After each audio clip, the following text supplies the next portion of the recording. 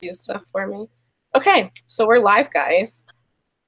Okay, And awesome. Christina, she is getting it figured out. Okay. Yeah, I still have the invite people function.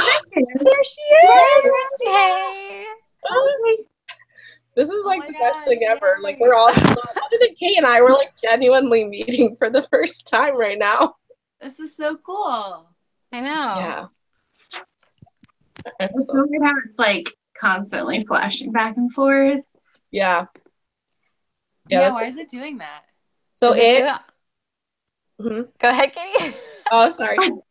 So what it does is the minute it hears somebody's voice, it picks that up and changes that to the main picture. So the minute someone else starts talking, it'll pick up their picture. Oh, that's so cool. What about me, huh? I haven't seen it yet. I'm still talking. Are you yeah, 'cause you just went, yeah, you went there. Oh, I did? You were up in the front, yeah. Oh, I don't know, it yeah, might be I different on noticed phones it. because on my computer I see it all like flipping to everybody. I don't I know. was flipping. Oh, you see it flipping? Yeah, I have my phone not up and down. I have it horizontal. Same. So I maybe, think that might be yeah. Yeah, me too. what's happening. Because when we tested it, that wasn't happening, and now it's happening. Right. Well, all right. I trust it. Katie, you know what's good. You got Yeah. the controls over there. I got it. Okay. So since let's see. We didn't do too bad. It's 8:07, so Not too late. that's not too bad. I'm pretty impressed with that. Yeah, I think That's so. then the 30 minutes it took us to figure out how to do Instagram Live. That was a hot mess. I mean, there are 4 of us, so it should take 4 times longer than what we told people. So we're fine. Mary, I really wanted to have a bag of Jolly Ranchers here for the chat, but I didn't have time to go get them. Oh my god, that would have been the highlight of my day. Would it have been? Oh my gosh. No, I was getting some really great responses from that. Everyone was like, wow, that lady's such a bitch. I didn't want to say it, so I'm glad you did. Yeah, seriously. Oh my God, your stories like light up my day. Seriously, that is the highlight of my day. Oh, you guys, your stories make mine. I just love your like camera setups. You're so professional. Well, It's been a work in progress. Seriously, look at Kate over there with a ring light. I know. For it's awesome. I'm obsessed with it. I was like, how can I use my ring light? I also, my Google Pixel phone is way better than my iPhone. Oh, is it? I've been wondering about that. We're getting so far off topic. So this right now, I'm using my Google Pixel phone. Mm-hmm. That's the quality. And then like the picture that I took, like my profile picture and the picture that I took with the book on my head, both with my Google Pixel phone. Wow. Yeah, and my ring light. Wait, and that's front facing. Do you have 2 different phones? No, I got rid of my iPhone. Oh, how's the Droid life? It's a work in progress. I'm getting used to it, but I'm happy with it. Cool. Yeah, I'm like afraid to switch to that side because I feel like I'm just so slow at like learning new things. I mean, I know. I'm so used to the iPhone. I feel like switching to anything else. I have all Mac stuff, like Mac, iPhone, iPad, desktop. Yeah. Mac life. Yes. Go for it. Okay, so let's go ahead and get started with our chat. Oh, I just went over to YouTube, so now I'm seeing the lag.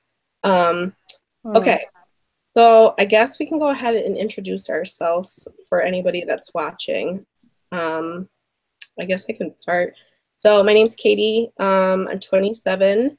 I'm a library director in rural upstate New York. Yesterday we got 1.5 feet of snow and Oh my gosh. Horrifying. So I basically stay inside all the time now, and I'm getting over a cold, which is why my voice sounds like I am transitioning into, I don't know, a guy or something.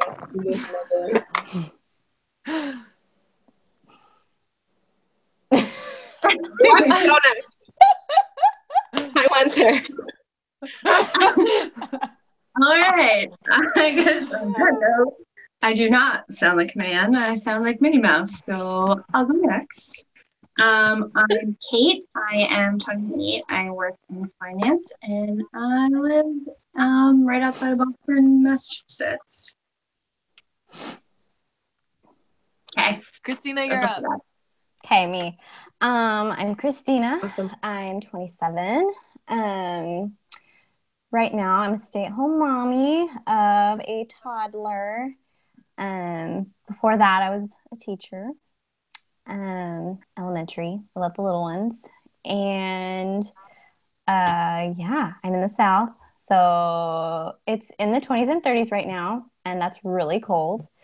Yeah. All right. I'm Mary, and I work at a local news station in Pennsylvania. I'm the youngest one here. I'm 22 years old. I turned 23 actually this month. So, and it's really cold here. It's like in the negatives, like -1 to 0 degrees. Oh my gosh. So yeah, I'm cold 100% of the time. But yeah, that's me. Awesome. Cool. All right. So let's talk about reading goals. So let's just start about talking about them in general. Do you guys, prior to like this year, prior to being on Bookstagram, did you guys ever think about doing reading goals? Did you do reading goals? Do you like them? What's your general thoughts about reading goals? I really haven't set many goals. Prior to joining Bookstagram, I didn't even know about Goodreads before I joined Bookstagram. So reading was just kind of like a fun, relaxing thing to me, which it still is. But now that I've discovered Goodreads and I've found that you can like set goals and like add books to your TBR and stuff, like that completely new to me. So that's definitely something that I'm gonna try and work towards in the new year, but also regressing and just trying to like make reading fun still, because I mean that's what it's supposed to be. That's what I wanted to do from the very beginning before I even started Bookstagram, and now Bookstagram is helping me obviously get on track, but still making it fun and just an enjoyable hobby that I still want to do. So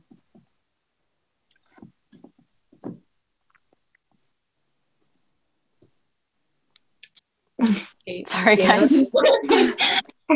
Are you okay, Cristina? Yeah, I just had to switch to my phone because I was planning on doing desktop, and so I'm just holding my phone and trying to prop it up. So, Do you have any books around? What?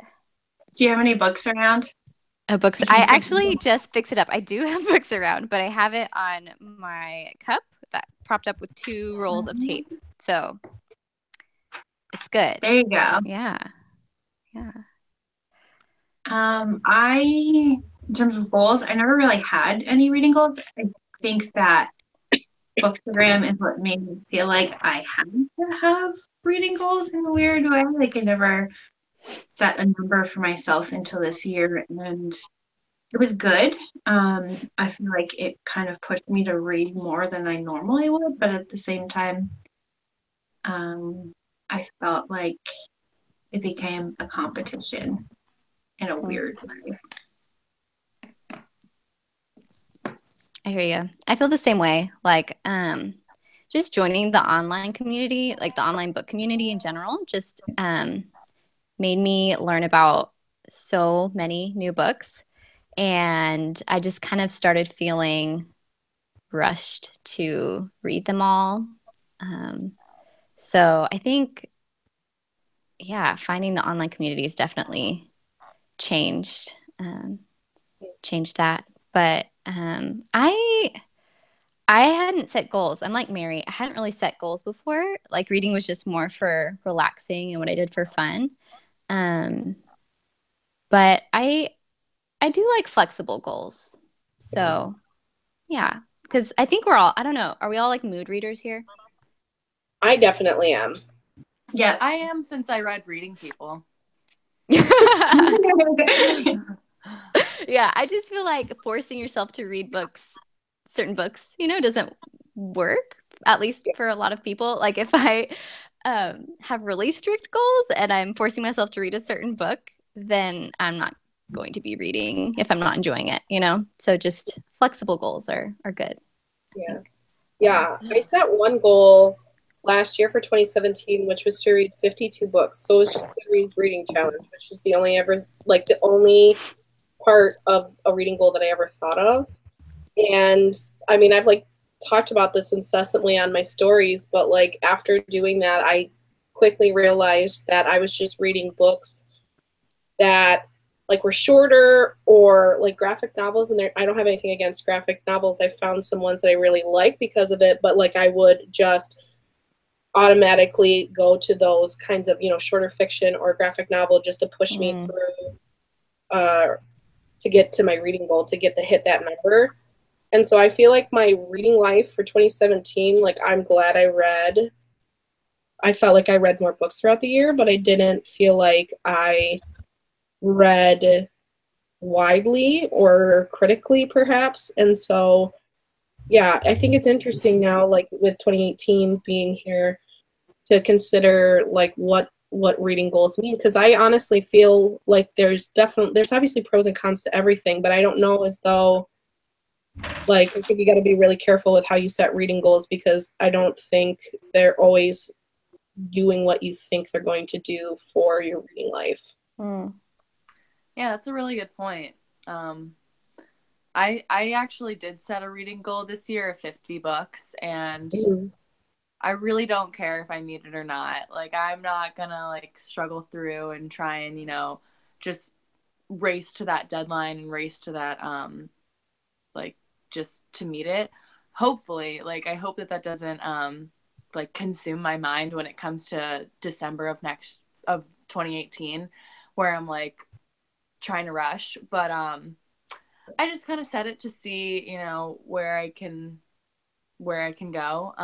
But I'm not too concerned about meeting it, and I'm just gonna try and go with the flow and see what books I encounter. And hopefully I don't get discouraged by the big books, because that's one thing that I think really discourages people from meeting their goals. We have a lot of friends who haven't read The Heart's Invisible Furies yet, which I just need to name drop in there because that book is amazing. And I don't want my friends to feel discouraged from reading that book because it is such a big novel, and because it might push them back on their reading goals. It might take 2-3 weeks to read or something. But seriously, it's such a quick read. It literally will take you less than a week. But anyways, so yeah, just, those bigger novels, they just might, distract you from getting to your goals. But like Katie said, they're critical thinkers, and, they're really good novels that you need to read in your life. So they shouldn't distract you from meeting a goal. Like Middlemarch? Yeah. Cristina? Yes. Middlemarch in March. Yes. Absolutely. I have it on this is my unread bookshelf, by the way. That's not all like it goes, but I put all of my unread books on my new bookshelf so that when I like come in here to film and stuff, I look at them every single time and I say, I have to read those. I have to read Hunger by Roxanne. It was absolutely amazing. That's just my recommendation. I have to read that one soon. I'm hearing that one everywhere. Middlemarch, yep. Yeah, have you read it?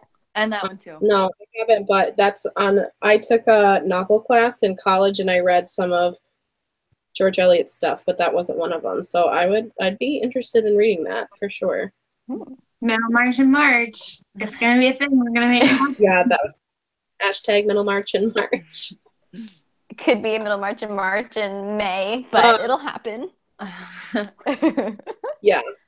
So talking about like bigger books, does everybody have like a larger book that they've been avoiding reading because of reading goals and stuff? I mean, I can think of one off the top of my head. Absolutely. Does anybody else have one? Infinite Jest. All the way. I've like picked it up and put it down like 3 or 4 times. Wait, what is it, Kate? Infinite Jest by David Foster Wallace. Like, let me find it. It's here. It's on the shelf.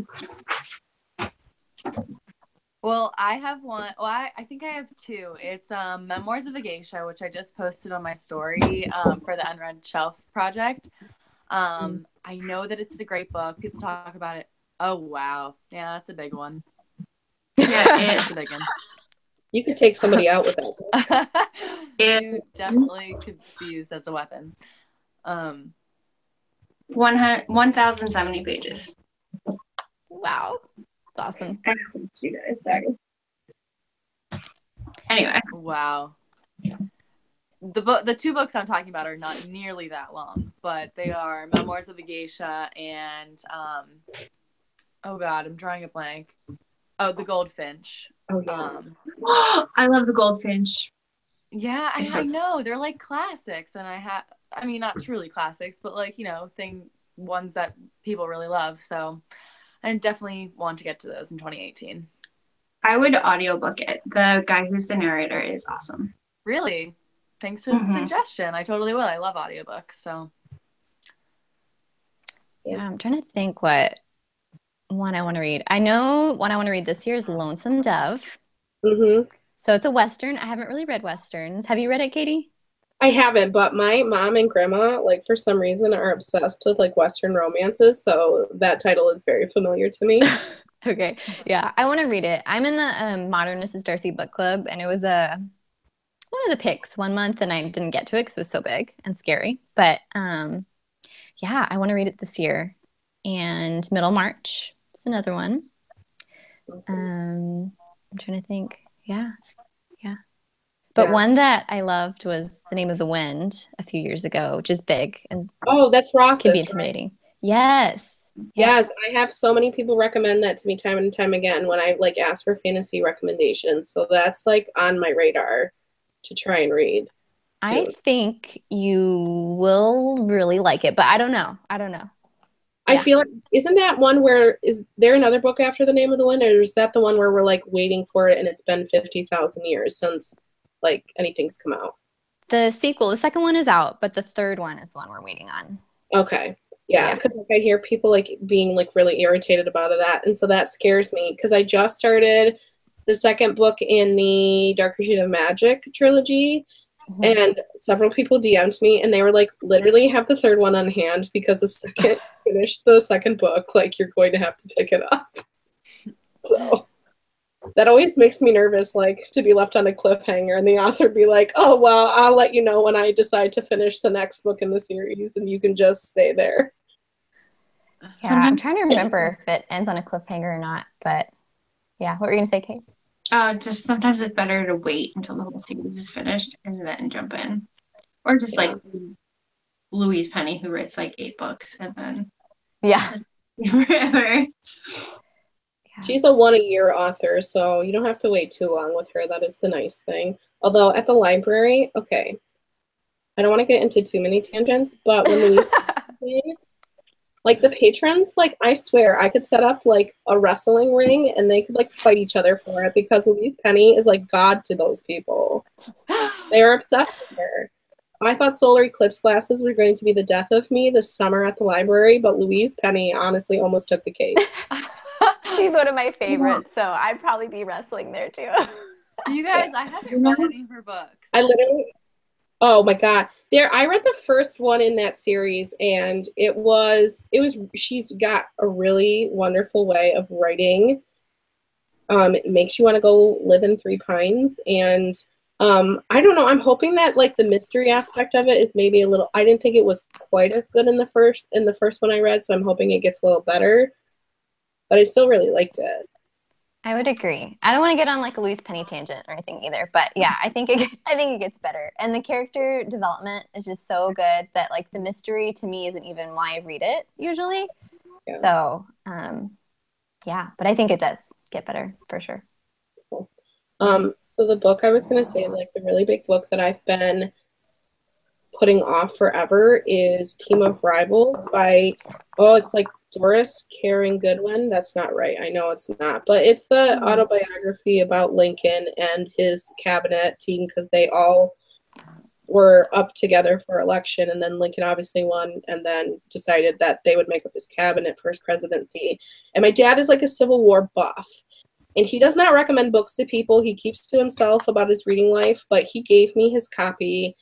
And I'm a horrible daughter because I have not read it yet. So I would really like to read it so that I can have a thoughtful conversation with him about it. So yeah, I need to get on it. I think it's like 800 pages long and it's like dense nonfiction. So.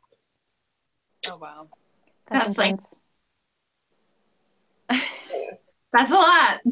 At least my dad reads books. I've been trying to get my dad to read a book for like 2 years. It's not going well. Yeah. I really want my family to read Turtles All the Way Down. In fact, actually, I just want everybody to read Turtles All the Way Down. It needs to happen. I might just like stand on a corner and read it aloud so that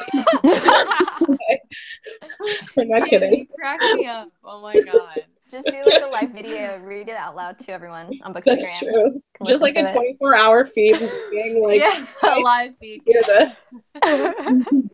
Well, we do have 8 hours on here, Katie. Yeah, that's true. So I mean, well,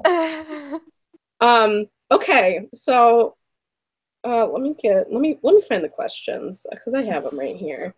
So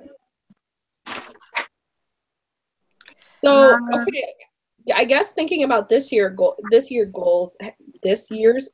that's proper English. Have you thought about like reading goals and what factors have kind of played into what you're thinking about if you are setting them? A lot of open mouths right now. Okay, I think that I said it before and I'll say it again. Just not letting big books discourage me because there's a lot of books that I want to get to and a lot of books that have just been sitting on my shelf because I'm too intimidated by them and I don't want to fall behind. And also the Unread Shelf Project. I have so many good books that are just shitting. I have a story about shitting when you're done. Oh no, okay. They're just sitting vacant on my shelf.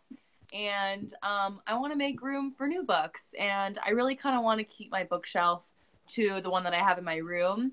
And because right now I have books on my floor and I kind of just want to avoid that. So definitely getting books out of the way so I can donate them or send them to friends would be really nice. So. Yeah. I agree. I feel like one of my goals or just things to keep in mind is, not to shy away from the big books. Even though I don't really have a number of books I want to read, I still feel that pressure to, like, while I'm reading a book, to like finish it to get to the next good book. I don't know if y'all ever feel that way, but so just to try to slow down and just take my time and enjoy the moment. Maybe that's just like part of my personality or something. It's just I have a hard time slowing down sometimes. Just not to shy away from the big books. Take my time, go slow, enjoy the moment. Don't worry about getting to all the good books like right now, and to read mostly from the books I own, like the Unread Shelf Project. So, but you're helping co-host it, right, Cristina?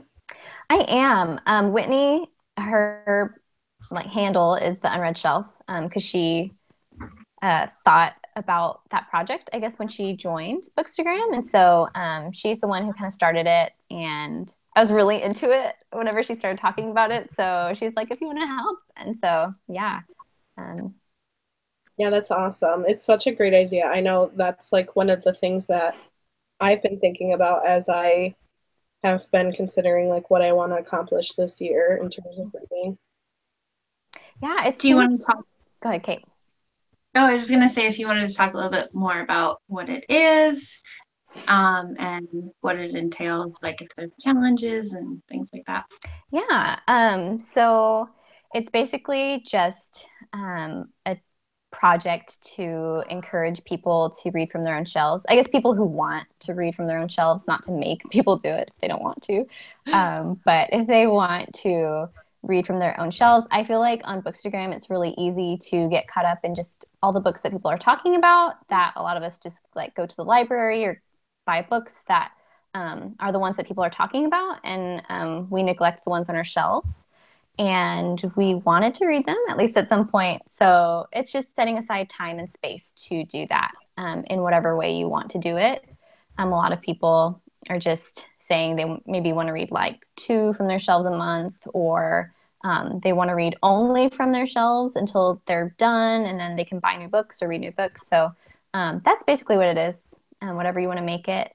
Yeah. It's an awesome project.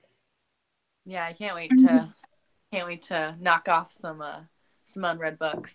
So I know, me too. I feel like I think the overall goal is just to like have less books than you did like at the beginning of the year, have less unread books on your shelf. But I'm like ready to tackle my unread shelf and try to, try to get to half of them, I think. But again, I don't want to pressure myself, It's like that balance between like feeling excited and wanting to tackle a goal and a task, but then enjoying what you're doing. So, yeah. Yeah, exactly. Wanting to enjoy it, like you said, slowing down, but not putting too much pressure on yourself, because there is so much pressure to get to these newly released books and all these advanced readers copies and just getting your hands on the latest thing. But, and then it's like books from 2016 are just like so old and neglected now when they really only came out 2 years ago. So, yeah. So, Kait, what are you thinking about in terms of your 2018 reading goals, and like what has like what's influenced your thoughts and ideas about it? So for a little while, I was getting stressed out about reading and not reading enough, which is such a crazy thing because I started Bookstagram just to connect with new people and make friends, because I don't really have any reader friends in my actual life outside of Bookstagram. So I kind of felt like, oh, to make new friends, I have to be reading all these things and like staying on top of what everyone else is doing. And I was just like, I think people just like me because I like to talk about books. And I was like, screw all of that bullshit. I'm done. I'm just going to set my goal to read and read the things I want to read and to make sure that I'm reading diversely. I think that's the thing that we all kind of struggle with. It's so easy to fall into the trap of just picking what's popular, not thinking about, am I reading books from other countries or from people who think differently than I do, because that's when I learn the most and I grow the most. Yeah. And that's something that I really want to focus on in 2018 on top of my unread bookshelf, which I'm going to be participating. I'm going to be reading at least hopefully 2 or 3 books from my unread shelf 2018. Awesome. Yeah, I think as I like considered what I was planning to do for 2018, I decided completely to set my Goodreads goal at 1. I'm not going to do quantity this year, so that takes the pressure off of trying to hit that number. And it doesn't matter if we're doing a number works for you, that's fine. But I'm literally the most anxiety-ridden person I've ever met, so like it's like a pass or fail thing for me if I hit that number or not. So it's probably not a good idea if I do it. But the other thing that it made me think about as I was thinking about goals was like what am I gaining out of setting goals, and then what am I losing? And so I think this year, instead of looking at goals as something to achieve, I'm looking at them as inspiration for like what are my hopes for the year, so that it will guide me along further than if I had not set them up at all.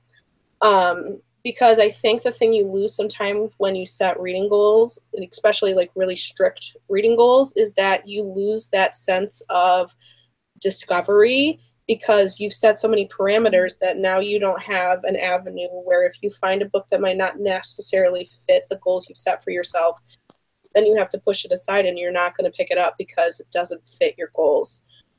And that, like, for me, like, as I think about like what I love the most about reading is those little accidental epiphanies that you have when you find a book that you didn't expect to love, and you just absolutely are enthralled with that. And I think that you have less of a chance with that when it comes to setting up a lot of reading goals.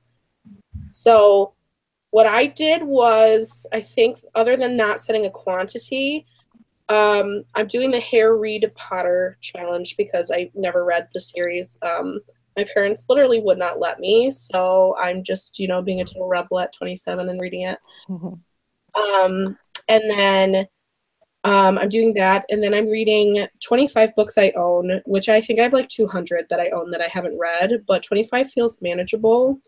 So I'm going to start there and see how it goes. And then I have want to read 6 books on faith. And that's just all different kinds of faith. That's just a topic that I'm really interested in. So I really want to read some critical works on it. So I thought I'd make that a goal that every other month to read something critical about spirituality. So yeah. I like that. Yeah, man. I can't believe you haven't read Harry Potter, which I shouldn't even be talking because the first time I read Harry Potter was literally last year. So I'm also a noob. But Katie, you're gonna freaking love it.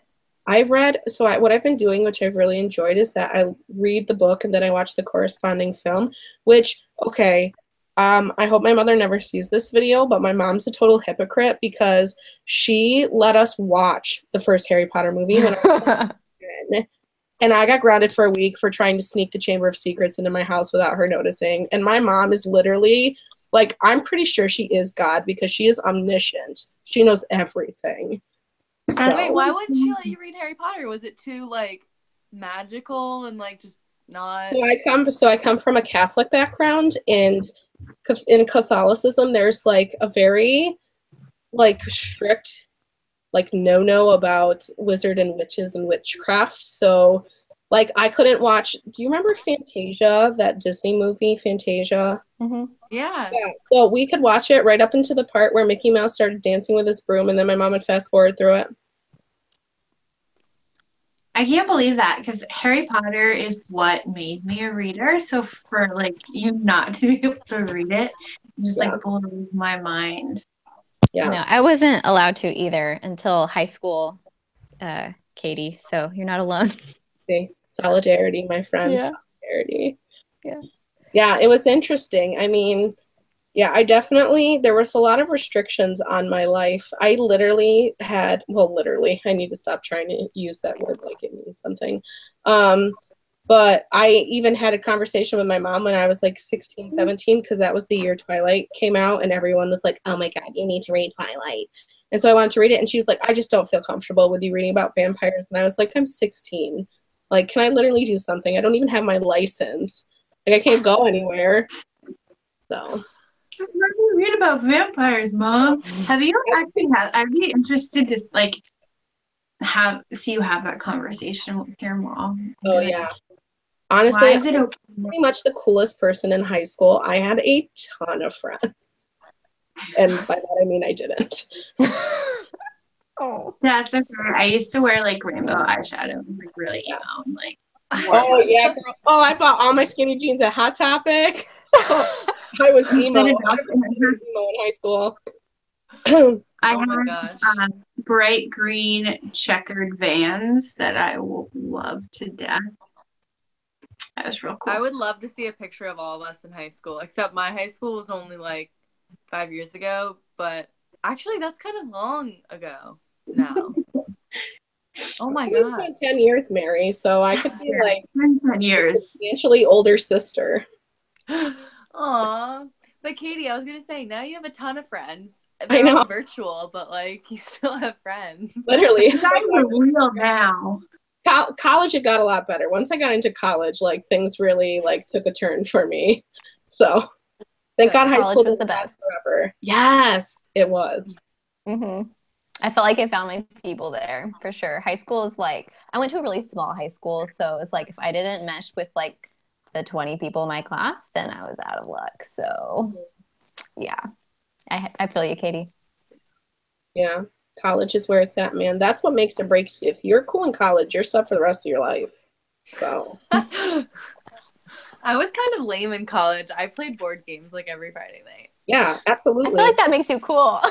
That is the cool thing. I would watch marathons of The Office and go and get Taco Bell at midnight. That was the coolest thing ever. Okay, good. I'm glad we're all on the same page. Yeah. So I guess this comes kind of after. Now it feels like it should have been a prior question than after talking about 2018 reading goals. But I guess, do you want to talk a little bit about like how you feel being on Bookstagram and being on social media and talking about books has affected your reading life? And I know we kind of have touched on it a bit. So I definitely feel I mean, first of all, I love it. I've been getting so many great book recommendations that I otherwise would have never heard about. So that's like definitely probably the biggest bonus, other than the fact that I get to talk to so many awesome people and have great conversations about books. And just not even about books, about just like fun stuff, like who we were in high school, like this is so much fun. It's definitely put a lot of pressure, like we talked about reading and writing to get to the next book. And also, I feel like a lot of times I'm on social media so much that it literally takes away from me reading, which is I joined Bookstagram to be reading more, but I'm on social media more than I'm reading. So that's something that I'm definitely going to try and cut back on in 2018. Just finding some time and some space to read instead of having to go through and like everything and rush and comment and respond to everyone. So I kind of feel like that's a bit ironic. But otherwise, like, I mean, I love it, and I'm really glad that I found this little corner of the internet, as a lot of people have called it, some of the nicest people I've seriously ever met. So great. I had to confession. I usually have to delete my app, the Instagram app, every day. Every night after a certain time, I delete it, and then I don't re-download it until like a certain time in the day. Otherwise, I'm like on it all day. So, yep, that's what. That's a smart idea though, because that's the same thing for me. Like Mary said, I feel like I'm attached to this. Like I don't have a hand anymore. Oh, my broken iPhone. Yeah, excuse it. But yeah, I'm literally attached to it. That's my right hand is my iPhone.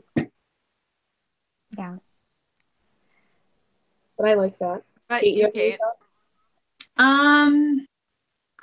I've become obsessed with my phone. I would agree with that. I think when I first started, I was very obsessed with like getting followers and like meeting new people and commenting and the whole like I'll follow you and then they'll all of a sudden follow me. And then it got to a point where it was just like, why am I doing this to myself? I'm here not to make followers, but to make friends. And that's always been since I've started actually meeting and talking to people, that's been my mantra. And I love it. And I think through that, I've grown more than just trying to have followers. And I love it. It's great. I love when people DM me like after my morning chats and talk about their days with me and talk about shared experiences, because a lot of times my Insta stories aren't just about like books. It's about things that are going on in my day to day. And I think that's when I feel most connected to everyone. So it's given me a community, because I work in finance. So it's all bros. Like I'm surrounded by boys all day long. And there's like footballs flying around everywhere. Gosh. Are there strippers there too?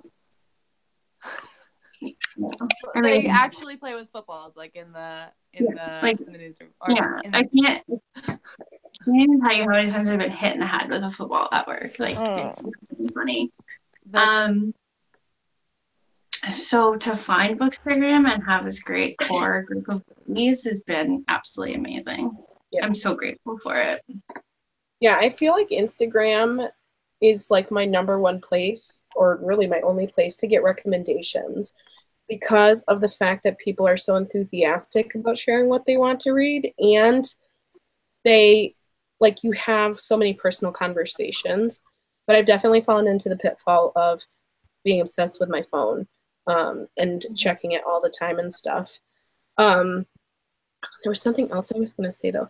I guess it stems off of a conversation Cristina and I were having, though, too, about, like, I think I had mentioned just that the feeling the need to read books that are popular that a lot of people are talking about. And I think that's one of the things is that, like, in that, like, bubble that is Bookstagram, when you're so, like, entrenched in being on that, is that a lot of books start circulating.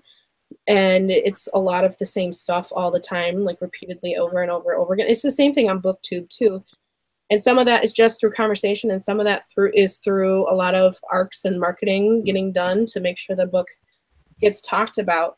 But what I'm trying to say is I think that there is possibly a call for some more diversity.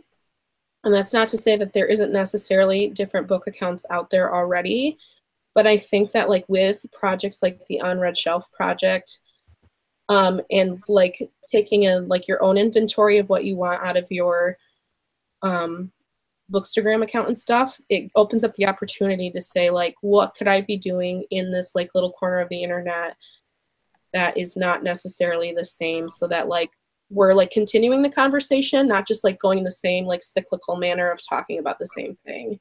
So it's expanding the idea of the conversation instead of always staying in that bubble. Absolutely. So that's, oh, yeah. Are you gonna? No, go ahead. Oh, I was just gonna say, what I think none of us actually realize as social media people is that we control what we put out there and what we perpetuate.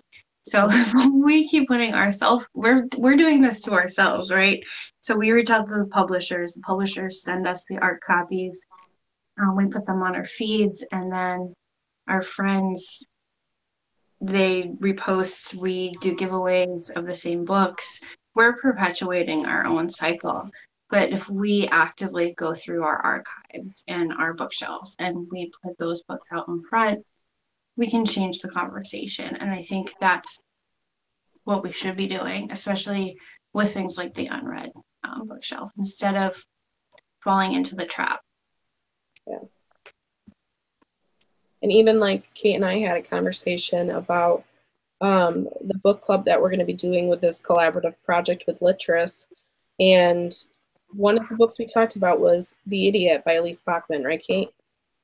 Yep. And that, like, that book got a lot of critical acclaim over the year, but it's not something, like, via social media that you've seen a lot until I got that post you tagged me in today about a giveaway, and I was like, yes! Well, because I saw it and I was like, I was like, I have to tag Katie in this. Right? And that book is so funny because I bought that for our library's collection. I saw it and I was like, oh, we've got to get this. And it's just not a book that's really done anything. So I'm hoping that it's like a sleeper. Like, did you guys read or hear of Gentleman in Moscow? Yes. I just read it. Mm-hmm. Okay, so that was like, did you like it, Christina? I did. That was like a total sleeper novel where probably, like, for the 6 months of its, like, the beginning of, like, after it being published, like, nobody cared about it. Then I swear to, well, I shouldn't swear to the God above, but I'll swear to something. I could not keep it on the shelves at the library. Like, it was flying off. People were coming in and getting very angry that it was not there because somebody else had borrowed it. And I have not seen it for, like, a year and a half. I do not know what manner it will come back to me. I think it's going to be well worn and abused, but, like, it took so long for that book to pull off. So sometimes that's, like, the other cool thing about books is that where, like, I don't know, like TV shows and, well, not so much TV shows because of streaming, things have changed now, but maybe more so with, like, movies. It's very much like they're big when they come out in their time, but they don't, like, if they don't make it then, like, they typically fall to the wayside. And with books, like, that's not necessarily always the case. I think books stand a better chance of holding space if a reader believes in it and enjoys it and can get people on that. So I think that is also the power of Bookstagram that we have in our hands, is that when we read a good book and we share it and believe in it, like, we have the power to, like, make that book relevant again. That's really true. So true. Yeah. Yeah, great points, ladies. I know. I love it. All right. I think, yeah, it's 8:51. So I think we're good. I think we answered a lot of good questions. So I think we I did. say good questions. I came up with them. So that's really just like self-care. You had really I good did questions. a really good job. They were amazing. But this was awesome, guys. I'm so glad we did it. Yeah, this was so fun. Thank you so much, girls, for administrating this. I really had nothing to do. I just literally signed in and kind of just went with the flow. So thank you for setting it all up, and let's do it again sometime soon. It's gonna be fun. I know. Yeah, it was awesome. You guys had such thoughtful answers. Like, this is what I love about talking to people who love books.